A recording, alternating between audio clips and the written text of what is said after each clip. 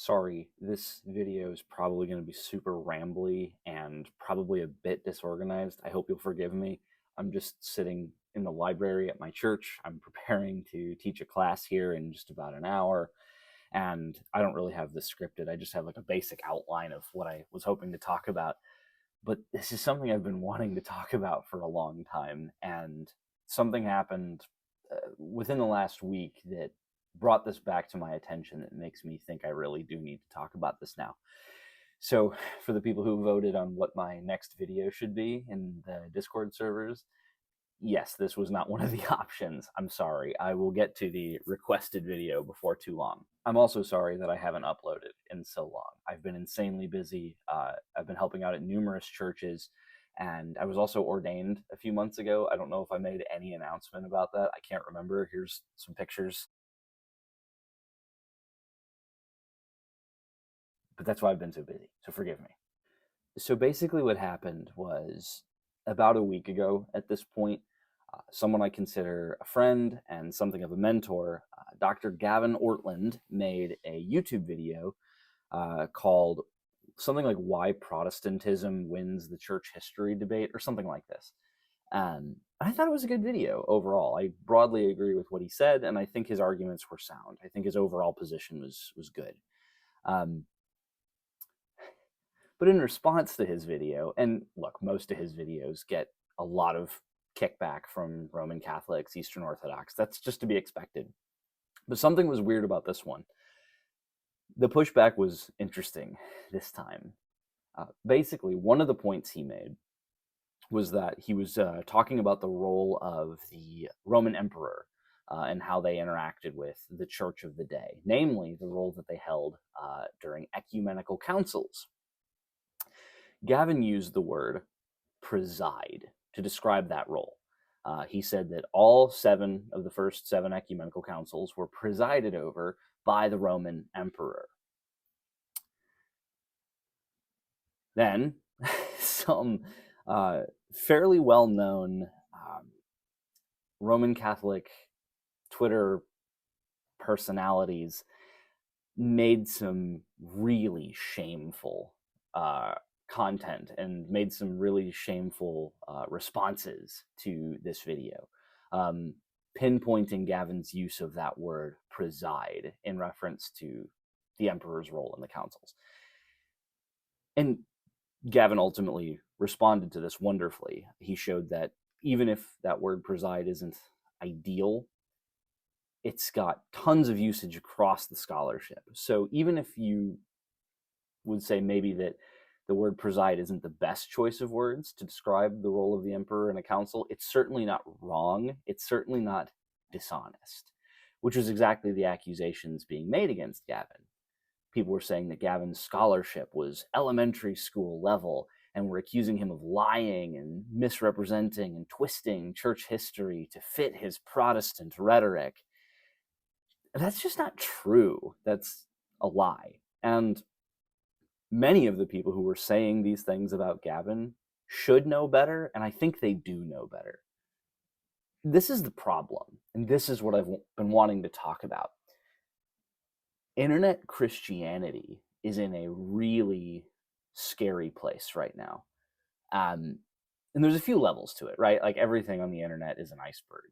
But beyond the surface level of internet Christianity, which is largely just like contemporary Christian music, feel-good evangelistic videos, and some altogether, I think, good apologetics against secularism. Like you look at guys like Cliff Connectley and his kid Stuart. We'll talk more about them in a bit. But that's what I would call surface level internet Christianity. And it's good. Well, the contemporary Christian music's not good, but or very little of it is. Anyway, sorry, this is the rambling part. But below that surface level, you get into the weeds of, we'll call it just higher level theology, and that gets deeper and deeper and deeper and deeper the further you go. But the behavior of Christians on the internet below that surface level gets really bad really, really quickly. And I've participated in that. I've not always carried myself well on the internet. I don't know anyone who has always been perfect on the internet. But what'll happen, and I've been noticing this a lot lately, is that the lower levels of the trench or the iceberg um, is now especially starting to leak into the higher level. And you're starting to see things happening where people, these theology bros largely, are way more interested in just being right and winning debates and winning arguments. That's more important, it seems, than truth. That's more important than honest dialogue. That's more important than honest rhetoric. And look, Gavin's video that I'm talking about was not surface level. And I also don't want to make it sound like I'm just going to defend Gavin like without any hesitation in all circumstances. I wouldn't. Gavin and I disagree on quite a bit. I'm a confessional Lutheran pastor, and he is a Baptist minister. We're going to disagree about things significantly, but I don't feel the need to lie about his character or the quality of his scholarship to disagree with him. I just disagree with him. So don't hear this as like an uncritical defense of Gavin. I'm trying to point out a larger problem. So this lower in the trench, the bottom feeders on Twitter are now starting to come up to the surface, and they're starting to not just address people like Gavin who are engaging on the more theologically serious and rich side of things, but they're starting to bleed into this shallow sort of feel-good evangelical side of things too. And don't get me wrong, these conversations need to happen. The surface level stuff that we see on that top layer of internet Christianity, while it is very good and it's doing great work, I mean, like the Connectleys, like I said, I can't imagine how many people God has called home through their work. You know what I mean? Like there's great stuff happening there, but that doesn't mean the things that like the Connectleys are wrong about don't need to be addressed.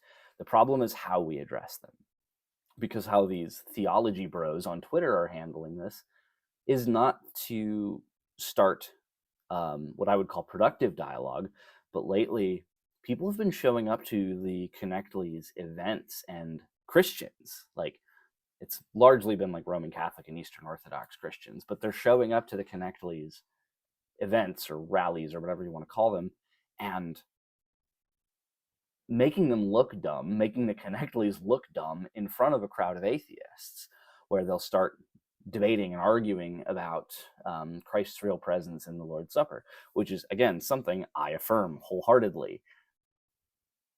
But do you see the problem where the thought process is totally out of whack here for the people showing up to these events and doing this? Because, sure, maybe the Connectleys are wrong about this, but what message is being communicated to the atheists in the crowd when those things happen? Well, the atheist sees this Roman Catholic and this evangelical arguing about the real presence of the supper, and then all the atheists say, well, look, these Christians can't even agree amongst themselves. Why should we listen to them?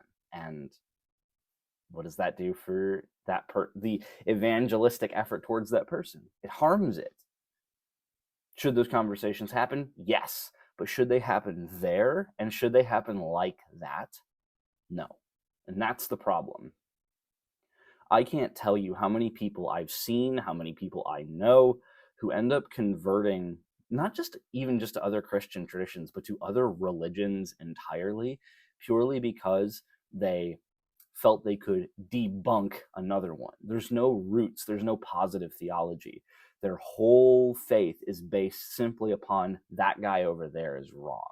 And oftentimes people will stop at nothing to make sure that the world knows that that other person is wrong, as if the default then is to come into whatever camp any respective person belongs to. Can you see what I'm getting at here? It's not that we shouldn't call out error. We have to call out error. We are called by God to rebuke error.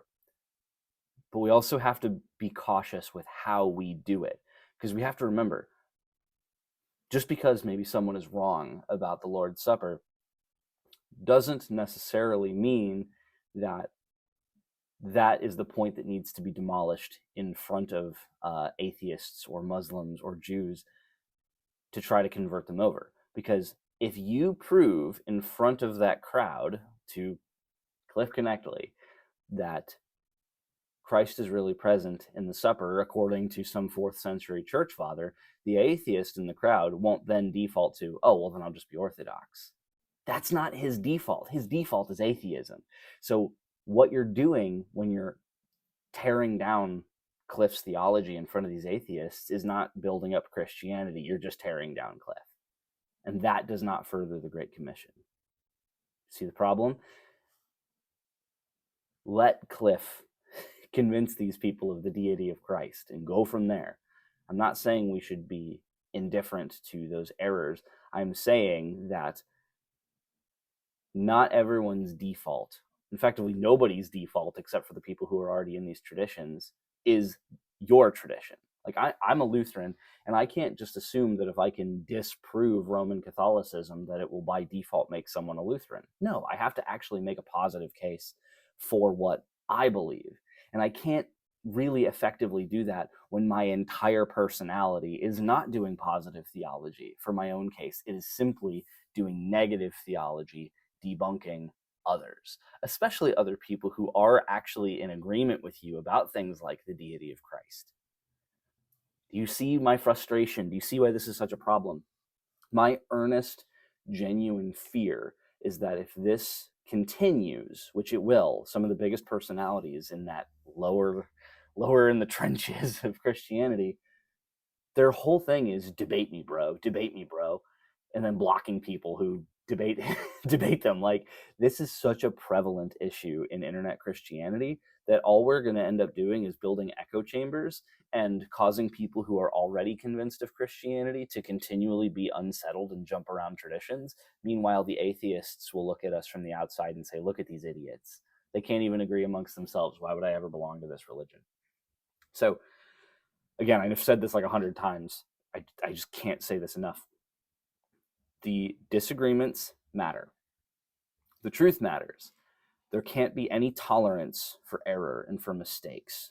We need to all strive to know and believe the truth. But the way that we pursue that must change. Things cannot continue the way that they are currently continuing without cataclysmic consequences. As someone who is an internet Christian, like I'm doing this on YouTube and Discord and TikTok and these other platforms because I'm trying to reach people and I'm trying to help people and I'm trying to educate people. I want most of you to just get off the internet. I want most of you to stop with these online debates, and I just want you to go talk to your priest or your pastor and work through these things with the right posture of heart, the right state of mind. Because if your theology is entirely built upon your ability to debunk other people, the moment someone debunks you, what happens? Atheism. And that is my greatest fear. That the way that we are carrying ourselves right now will not breed more theologically sound Christians.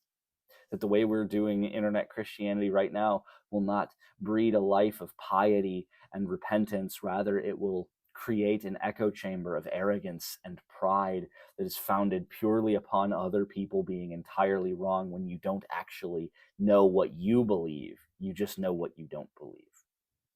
So please, as an internet Christian, get off the internet. Spend time in your church, join a Bible study, a men's group, a women's group, a youth group if you're a kid. There's so many young, really young people, like teenagers, who are getting into these discussions. Please get off the internet, dude. Like, I taught guitar for like over a decade, largely to kids and teenagers. Like, you guys need to just listen to your pastors and take this slow. You should not be arguing with 40-year-old theology bros on Twitter. Please just go talk to your pastor. I don't know what I'm trying to accomplish with this video. I just felt the need to talk about it, and I felt the need to point out what I think is a real error and something that is going to be disastrous for the church if we don't correct course. So if anything, just like think of this like a warning. Like, I'm telling you, this isn't going to go well. So can we, as Christians, as members of Christendom, can we all please try to do better? Can we stop trying to just do nothing but tear each other down? It'd be good if we could reorient how we talk to one another. So I don't know, maybe take this as a warning, I guess, but not like a threat. I don't know what I'm trying to say. Just like get off the internet and go talk to your pastor. Go take the Lord's Supper. Happy Lent. It is Fat Tuesday as I'm recording this. I have a slice of chocolate cake that I'm going to eat because my fast begins tomorrow. And I pray that you all have a blessed Lent. I pray that you all are committed and successful in your own fasts. I'm praying for each and every one of you. God's peace.